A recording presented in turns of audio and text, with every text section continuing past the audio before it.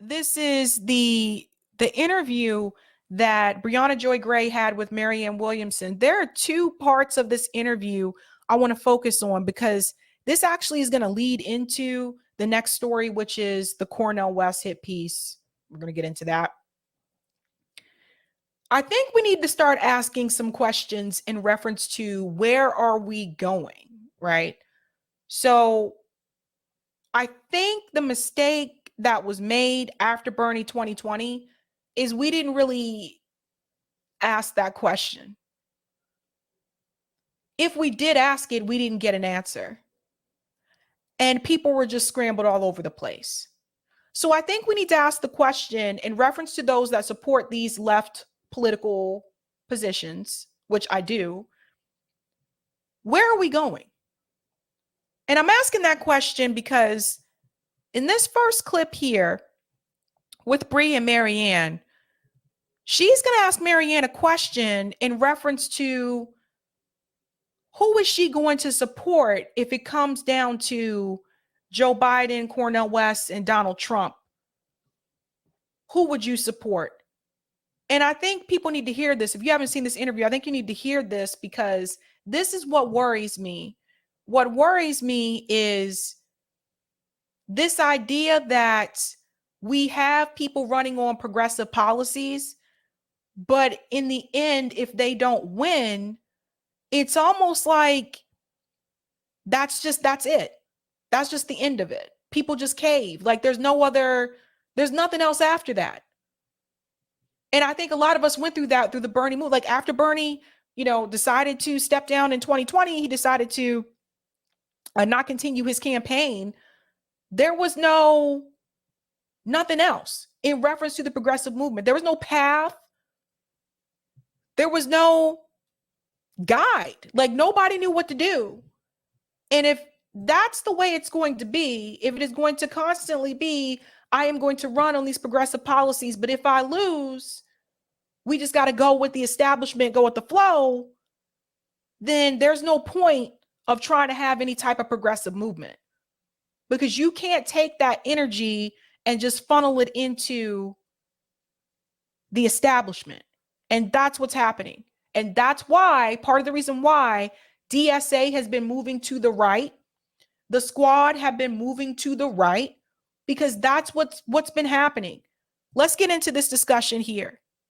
But given how long we've been waiting to get energy around third-party campaigns and alternatives to the duopoly, I also have a great deal of respect for people who are sort of indifferent to the risk, who are willing to roll the dice, because they aren't willing to sit on their butts for another 4, 8, 16, 24 years when they don't have health care and all of the existential crises that you outline that you're fighting to cure, just because there happens to be a Trump. Because it's just, isn't DeSantis kind of also an existential threat?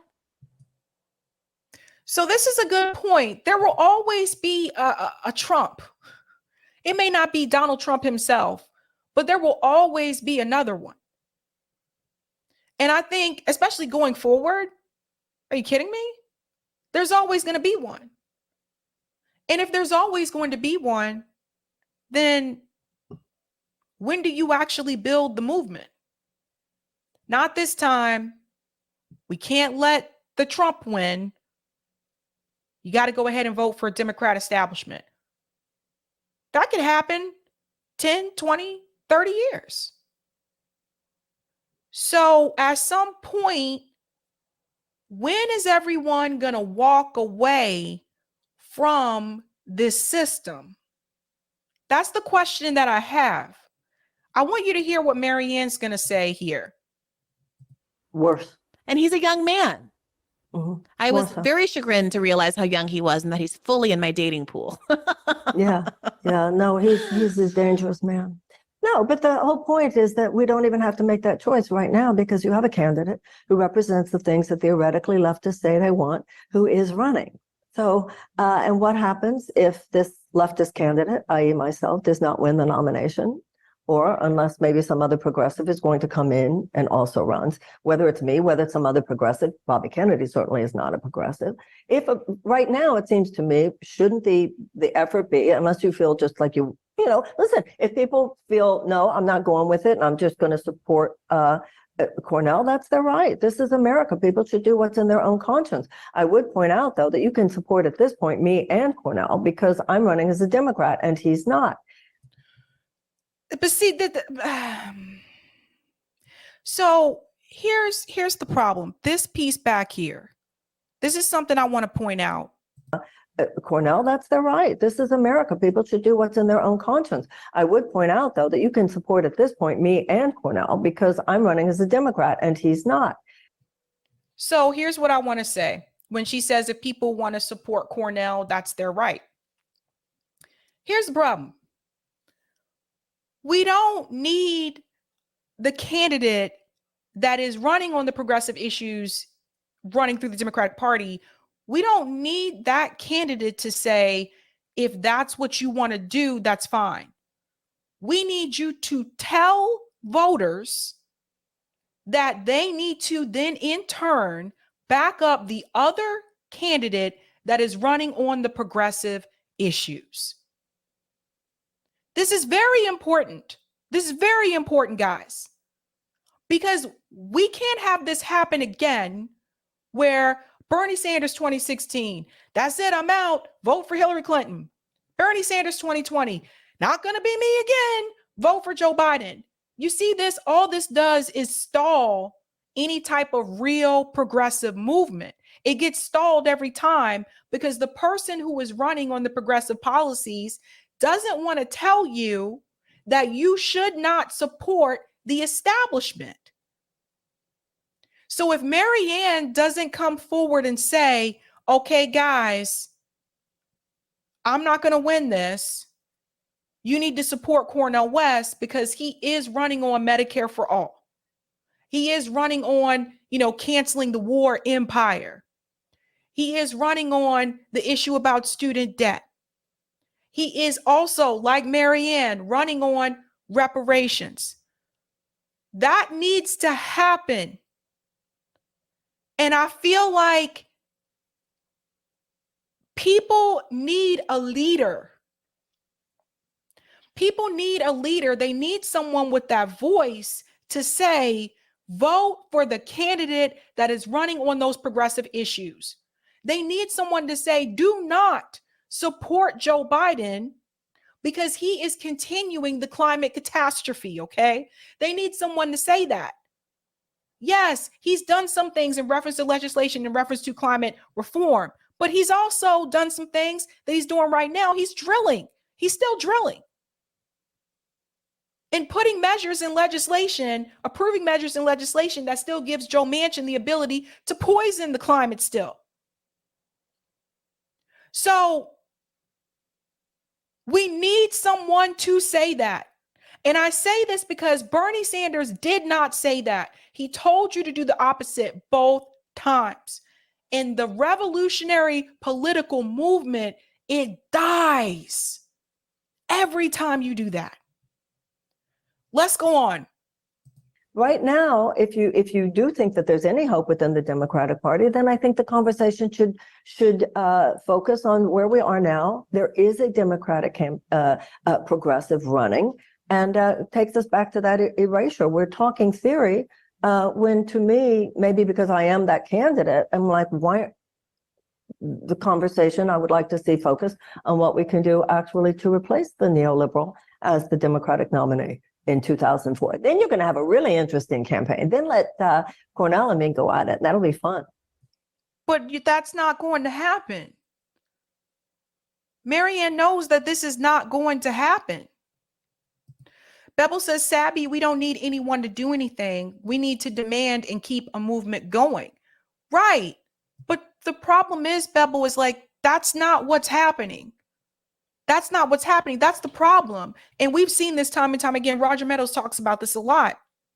People get excited about doing the work on the outside until the next presidential election comes and there's a candidate that's running on progressive issues. Then all the attention goes to that.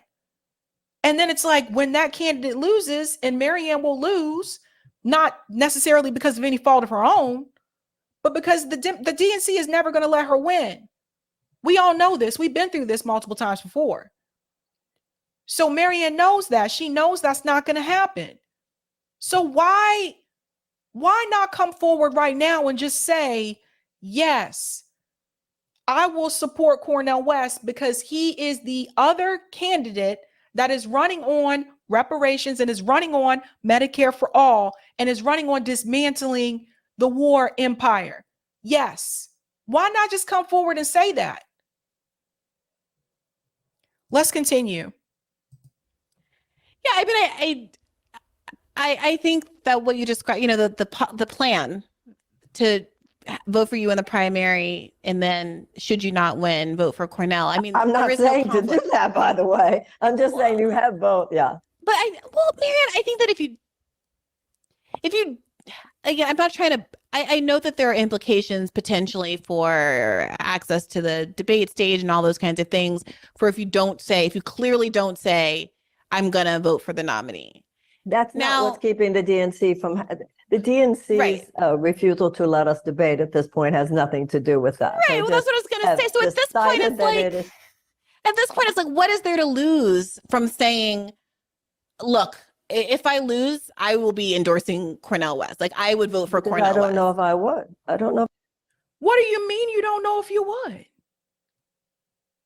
I hope everyone heard this. I hope everyone is paying attention to this. What do you mean? At this point, it's like, what is there to lose from saying, look, if I lose, I will be endorsing Cornel West. Like, I would vote for Cornel West. I don't know if I would. I don't know if I would. Well, what causes that? I have the same right as all the other people you're mentioning. Everybody should do what is in their conscience to do. This is why I call BS, because number one, I know what I'm going to do.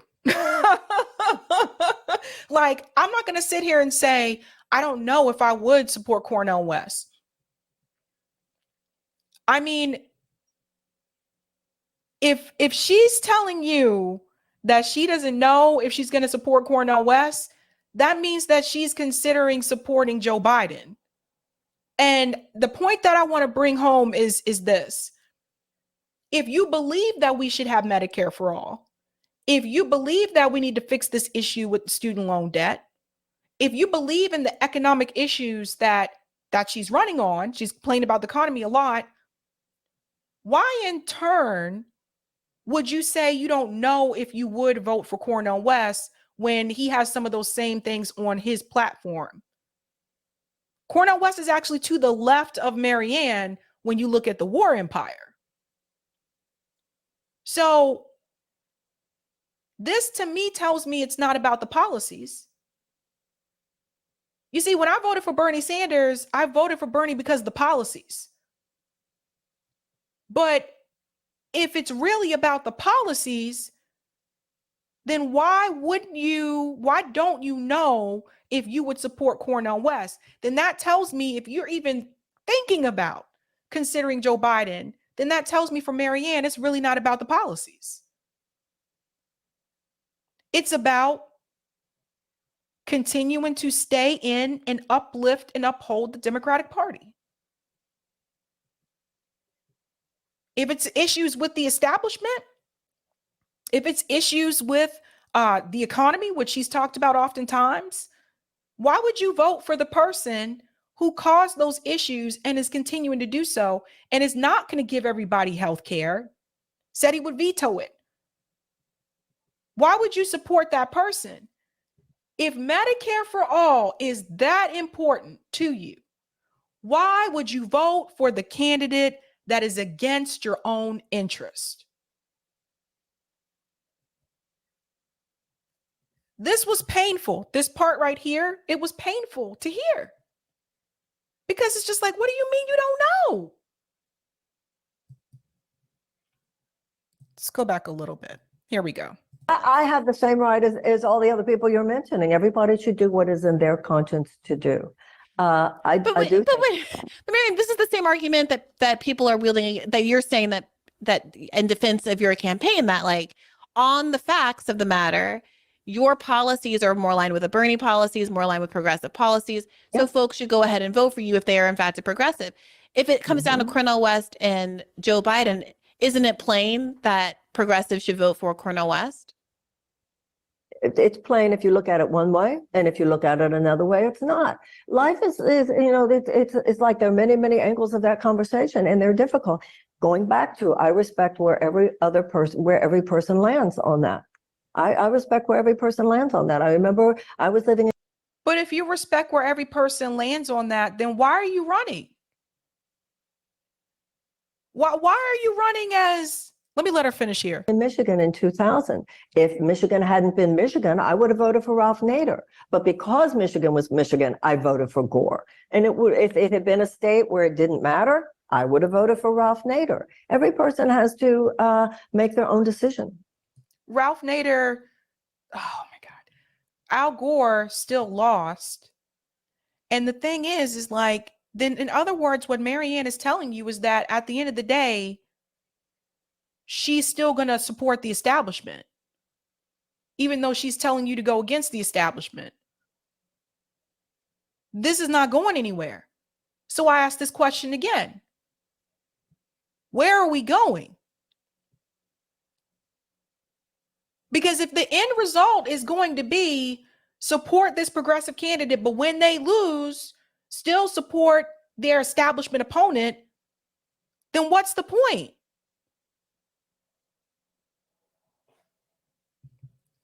JB says because she wasn't really invested in a third party candidate. I mean, how are you supposed to build the third party movement if in turn you just tell everybody, well, you can't get Trump, so vote for Joe Biden?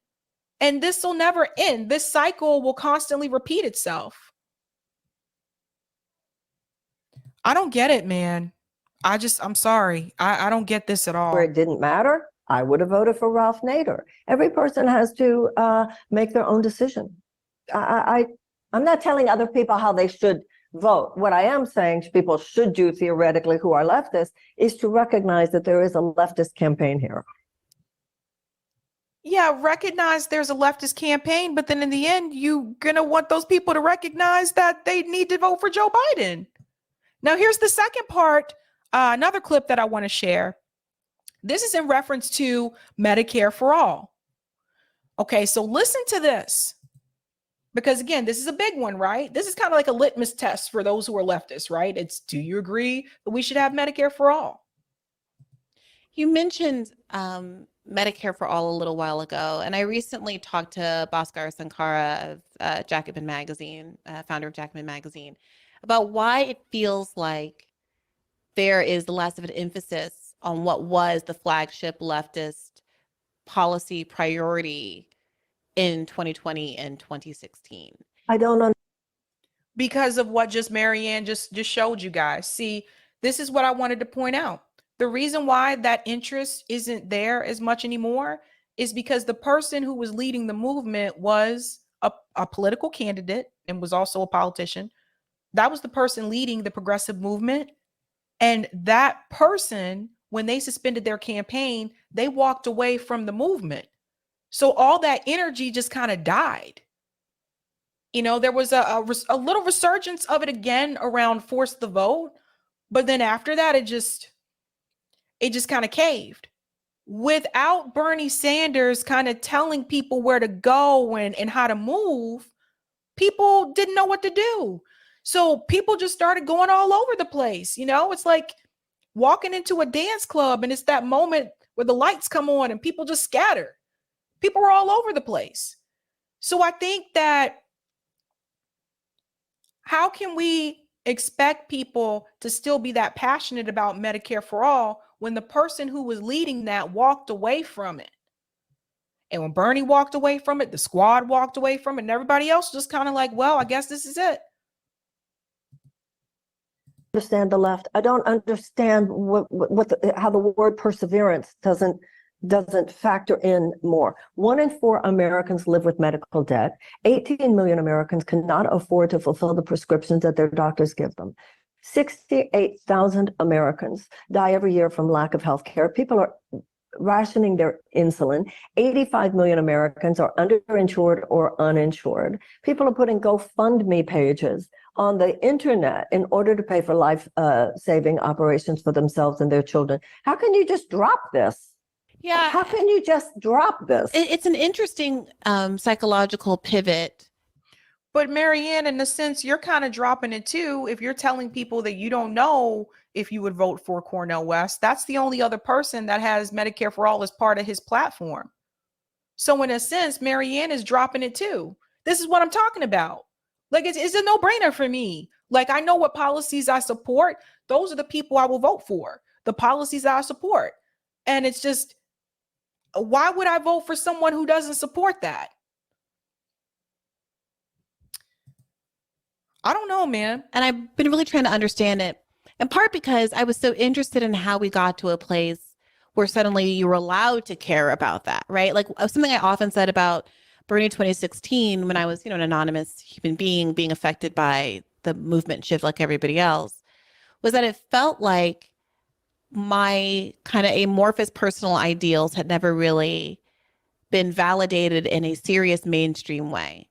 But that in the 2016 campaign, suddenly it wasn't unreasonable or crunchy or silly or melodramatic to talk about people who die from a lack of healthcare access or who have been living paycheck to paycheck as a consequence of going through the longest period of time in American history without a minimum wage raise.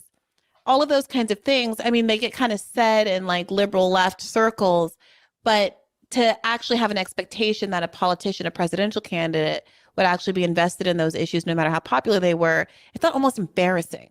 Like, oh gosh, like you actually think that's going to happen, you moron, right? And there was something about 2016 that suddenly made it not just not embarrassing, but the expectation that if you had a heart, you would vote your ideals. And now it almost feels like, because of perhaps Bernie's subsequent losses, people are ashamed again to admit that they ever were fighting for something like that. Or maybe, does Brie have an autofocus on this camera? I wonder if she has autofocus on. Sometimes, like if you have autofocus on, it'll go in and out like that. It depends on the camera too, but sometimes that'll happen. If there's something behind you that moves, this is why you don't see me. That's why my blinds are never open. Because if I have the blinds open and you see the birds, they fly by, that might mess with the camera. I'm just curious. Anyway. This is an argument that I floated to Bhaskar. Maybe in the context of the force the vote debate, so many people on the left arguing against the possibility of fighting in that moment for Medicare for all put themselves in a position where they no longer really have the credibility to say it mattered as much. Because if it really did matter that much, then you should have put it all on the line back then in the force the vote moment. I don't know. Have you given that any thought? What I know is that there is a candidate running for the Democratic nomination who puts first and foremost in her agenda Medicare for all. All of these things that certain people say they care about, said they cared about, felt one way in 2012, another way in 2016. Is the left going to go for power or not? But in reference to is the left going to go for power or not, to be fair, Marianne just said she doesn't know if she would vote for the other candidate who has Medicare for all as part of their platform, simply because he's not running through the Democratic Party. And there's this threat of Donald Trump, so to speak, right? So that's not going for power.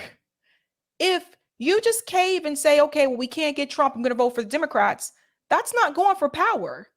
That's giving your power away to the Democratic Party. And if you continue to give your power away to the Democratic Party, we will never build a significant third party movement in this country. This is very important. I think people need to understand this. I don't know, man. I mean, none of this other stuff. It's almost like we're sitting here and like trying to psychoanalyze the left rather than just arguing that the left have a spine. And if you do, when you see people either endorsing a president who has said that he would veto Medicare for all, a president who is not standing for a real leftist agenda, it was just kind of moving us slow walking towards maybe someday we will have it. I think the question that I'm most concerned about is not how people felt 4 years ago, but what's happening right now. But what Marianne says, the left needs to have a spine, but she's not willing to have a spine herself because she's not willing to say whether or not she would vote for the other candidate running on the progressive issues because they are running as a third party candidate. I guess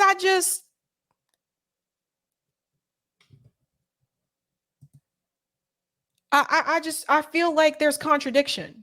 That's what I'm trying to Yeah. get at, because there's been a shift. It's in many respects the same people. You know, just like you pointed out that even PodSave and CNN gave you a platform back then, they won't now. The same people have a different approach. Even PodSave, I had John Levitz on the Bernie podcast during the campaign, and even he had to make noises that gestured at the legitimacy of Medicare for all. Now, he argued that Kamala Harris's Medicare for all plan really was a Medicare for all plan, which it obviously wasn't, and we debated it. But even all of the candidates in the race had to at least pretend like they cared and agreed with Bernie in some way on that issue. Mm-hmm. And today, it's not just that those people are no longer feeling the need to do that. It's that the leftists who purported to care viscerally, to care deeply about that issue, are now in a place where they're like, well, it's not going to happen, and for 20 years anyway. Yeah. So, and exactly that goes back to, but there is a candidate who stands for it. That's why when I heard him. But there's multiple candidates that stand for it. It's not just you, Marianne. Like Cornel West also stands for it. So Marianne's saying that, but when she loses, because she will, and same thing will happen to RFK Jr., the DNC is not going to let them win.